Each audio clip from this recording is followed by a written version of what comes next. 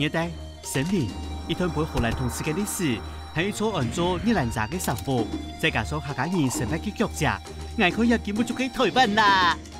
唔係，也係客家人嘅前世旅途，將來到一個老台灣方方面面都當唱嘅南民族國家蘇里南。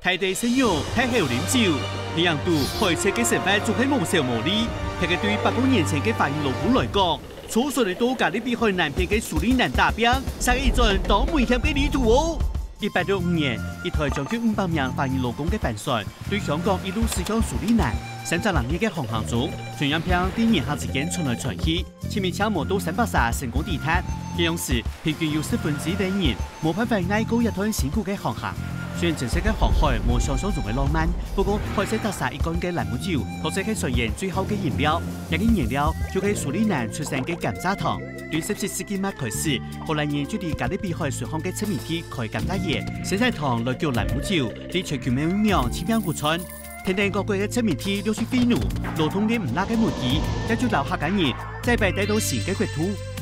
華人勞工家事公當，使命必攤，唔重視事業嘅追加。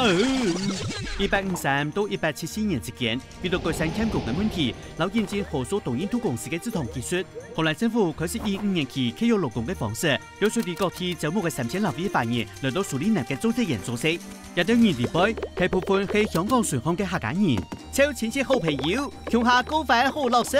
客家也就成為蘇里南華人嘅代名詞。一群人唔但請鄉下打拼，也成立社團組織，互相聽書。其中最新式嘅功能就係賺人資金啦。5年嘅契約期滿之後，客家青年就嚟透過組織嘅資金聽書，做荷蘭人嘅店面，從細工人轉做店頭家，就唔是啲組織員辛苦做死嚟。到為今本日，蘇里南嘅速度係你就嚟看到幾100間客家人經營嘅店面，進入太成功。初代華人19世紀中期開始，由開到印度老雜話嘅勞工搬就冇到蘇里南，老漢忙將原本解放嘅無人朋友窮下做事，努力維持甘蔗葉嘅產量，用一點一滴嘅汗水撐起殖民地嘅經濟。雖然1874年之後，由於招募嘅規範變嚴格，從太清國招募契約勞工變困難當道，還係有不少人繼續用自由人嘅身份來到蘇里南打拼，成立新嘅附屬組織，設立法文學校、派報紙、電信台流落地生根。